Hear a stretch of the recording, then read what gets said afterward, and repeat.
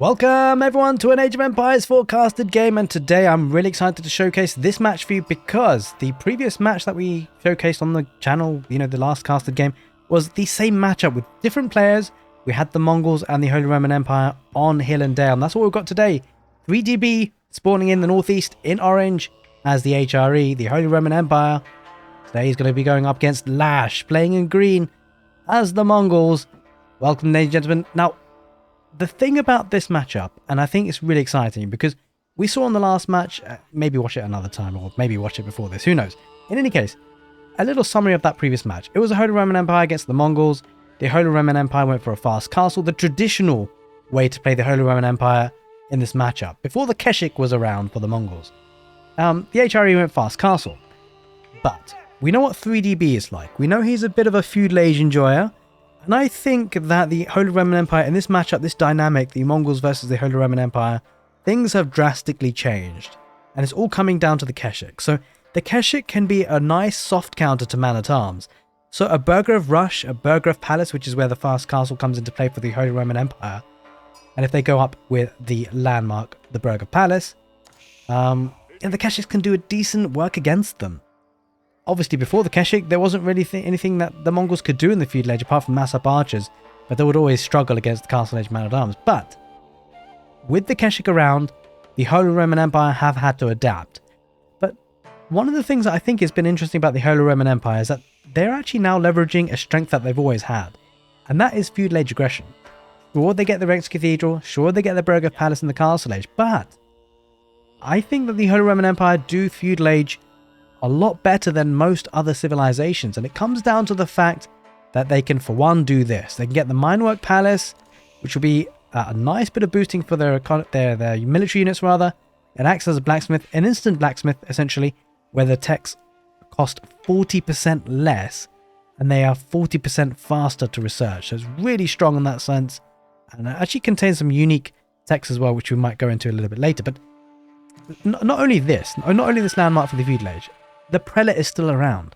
It's 40% gather speed bonus for these villagers gathering gold here and now gathering wood, being inspired. So the economy is incredibly strong right off the bat for the Holy Roman Empire, and obviously that's going to fund the military.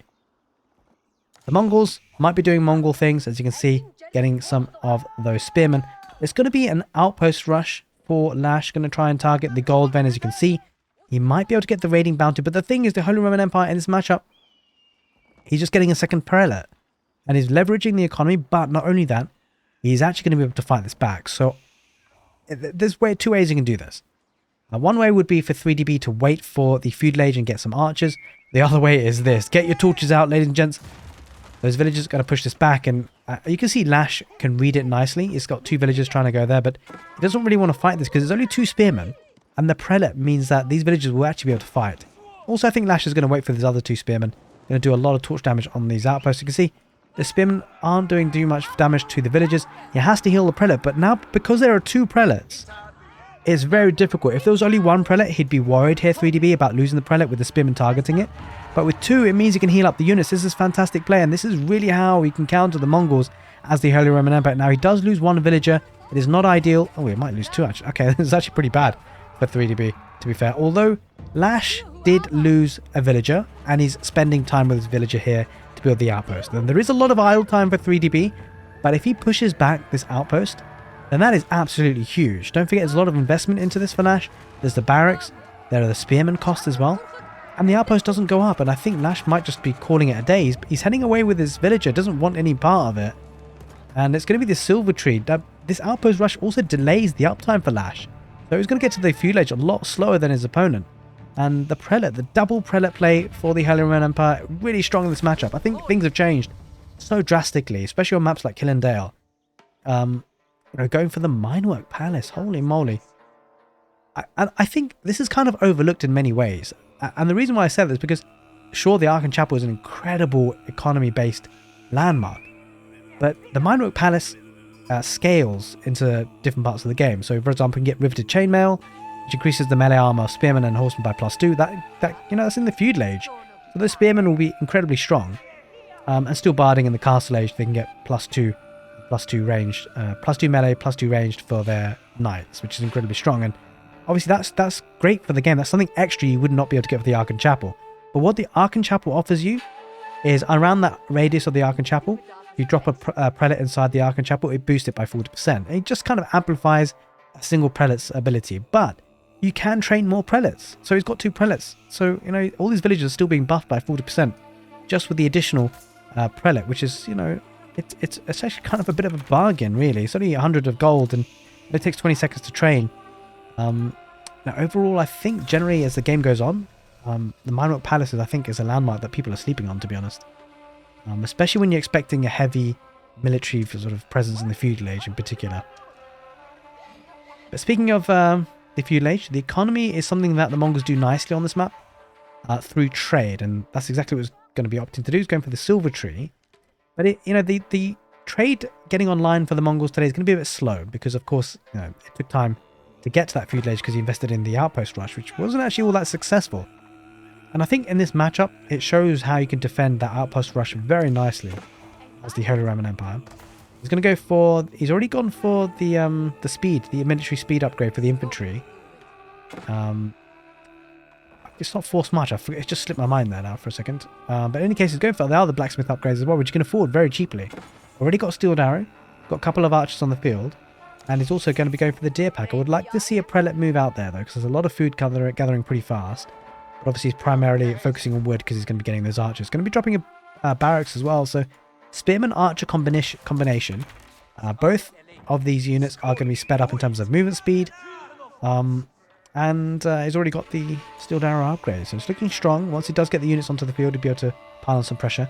Now, 3DB can actually probably just focus on food and wood because that's what he needs at this point. He's got a couple of the upgrades coming in, wheelbarrow and the melee armor upgrade. And also going to be increasing the HP and stats of his spearmen, upgrading them to the hardened stage. And it means that, you know, because Keshiks is something that the Mongols love to do. And if they don't do Keshiks, they do horsemen, right? So cavalry is almost a given when you're playing against the Mongols. And so I like that addition of spearmen. It's kind of interesting how it's playing out a lot like how the English would do it, because the English would obviously go longbowmen, spearmen. It's a nice combination to tackle the Mongols, and it looks like the Holy Roman Empire are going to be doing similar sort of thing, and Ash going to be able to bring his silver tree out into the corners. Curious that he's using the spearmen out there to protect. It's kind of understandable, but there is no stable units, so spearmen are a little bit of a waste here for Lash, has to be said. I think straight archers for him could be quite useful. But now, one of the other reasons why I think that the feudal age for the Holy Roman Empire is a little bit cracked, because not only are they getting 40% bonuses of the prelates gathering speed, not only do they have a landmark which actually increases their the power of their units, like that other civilizations just do not get, in terms of movement speed, and also the spearmen having better stats with the upgrades that they can get with the riveted chainmail. Not only that, you can factor all of that in consideration, but you also have to think about the fact that they are going to be pushing out, and they are going to have an incredible economy behind this. But the real icing on the cake is this. It's the early man-at-arms. Again, it's another bonus for the HRE, a unit that no other civilization can get apart from the English. And the man-at-arms are so strong because when 3DB opens up with archers and spearmen, that's something that Lash is going to pick up on. What he's probably potentially, well, I say probably, but potentially what he could opt to do is to drop another archery range to go full archers. And the reason why is because he wants to make those spearmen redundant. But the problem in doing that is that, first of all, the Holy Roman Empire have better archers in terms of movement speed, but there can be a very nice quick transition into man-at-arms, and that might be coming in on the cards. Having said that, it does mean that the Kashyyyks can get some value against those man-at-arms, but I think with the Holy Roman Empire having just a far superior economy right out of the bat, the timing pressure that the Mongols come in with, the fierce attacks they come in with, is kind of nullified after, you know, if they can't do damage with the outpost rush nice and early, that 40% gather speed from the Holy Roman Empire really starts to kick in and piles on the pressure in terms of units. Now, from this position, the Mongols are pushed back. The Kashyyyks are going to dive in, spearmen brace. But from here, the momentum certainly will be with the Holy Roman Empire because of the better economy. And the Mongols on this map love to trade, but the thing is the trading economy doesn't come online until quite further down on the line. It takes time for these units to trade and to bring like enough gold to pay themselves off. Whereas the prelates, as soon as the game starts, they start off with a prelate with all the villagers boosted by 40%. I genuinely think the Holy Roman Empire at the moment have so many options, and they are looking so strong. The thing is that things have changed in terms of how they're played. So the fast castle days, against Mongols at least, on maps like Killendale, I think it's a thing of the past. But I think it's even more dangerous now that the Holy Roman Empire are capable of. I think that this strategy now, the strength of the Holy Roman Empire doing this strategy versus the Mongols, I think is a lot stronger than what the fast castle used to be. Although having said that, without the Keshik, the Mongols really struggled against that. So there's always that aspect of things as well. That's why we love RTS. That's why we love Age of Empires 4. With things changing continuously, it just changes the dynamics of the strategies, gives you new talking points. And despite being 4 villages or 4 economy units ahead, I think the Holy Roman Empire's economy obviously can be a lot better, because a lot of those villages will be boosted by 40%. So here comes an interesting dynamic. A lot of archers there for Lash. The Keshik can't really engage because of the threat of the spearmen. 3DB being pushed back a little bit, but does have a lot of reinforcements coming in thick and fast. Let's take a look at the production buildings. There's a lot on them on the field. Holy moly. It's 4 archery ranges, 2 barracks, and he's adding in another archery range. Okay, crazy. Actually, that makes 4 in total, including the one that's building. So 4 archery ranges, 2 barracks. Don't forget the minework palace. He's also getting a bloomery, so he's going to get fully upgraded blacksmith upgrades, and that's something that the Mongols can't afford. He just can't afford to do that. Doesn't have anything just yet. It's going to get the iron undermesh upgrade. But every fight that the Mongols take with a deficit of the blacksmith upgrades, it becomes very painful. Not only that, he just doesn't even have the numbers advantage. He's going to try and secure the deer pack. This is what Mongols would love to do. They're supposed to be the civilization that has map control. They're the civilization that's supposed to have control over the pocket economies, these extra resources on the field, and he just doesn't. And that's how things have changed with the Holy Roman Empire's feudal age aggression. Speaking of which, that aggression is coming in now. 52 military to 37, not obviously all of them on the front lines. The archers for the Mongols going to try and focus down the spearmen. Keshiks always threatening to engage. The archers on the back line for 3DB, with all the upgrades they can get from the blacksmith. So this is a really suboptimal fight for Lash. He's going to take the engagement. The Keshiks are going to melt to the spearmen. He tries to take a fight, but the Keshiks, once they melt, that's going to be a big problem. 3DB with a decent number of archers, 21 versus 23. So despite the slight number advantage for Lash, he does not win that fight. And that is because of those blacksmith upgrades. There are a couple of spearmen just tanking though. They're not actually getting much damage out. Oh, a lot of these archers aren't firing. Lash, no! He's going to try and catch a lot of the archers on retreat. I think Lash was macroing back at home. But I would be surprised if B doesn't start to transition into man-at-arms. Let's take a look at his barracks production.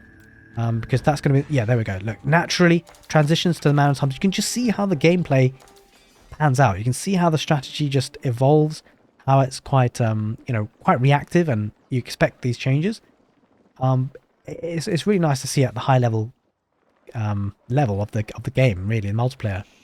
How you can just kind of nicely call out the shots because of the fact it just follows logically. And now the problem for Lash is that he is dealing with a large number of archers, dealing with a large, or soon to be large number of man-at-arms. And what does he go for? He could potentially go for Keshiks and archers, but with the threat of spearmen there, he can never dictate the fights.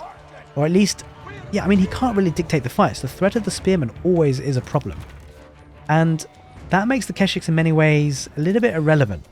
But if Lash goes for full archer play, which would be fine if there wasn't the presence of man-at-arms, if Lash does that, it goes for full archers, the man-at-arms start to cause a huge amounts of problem.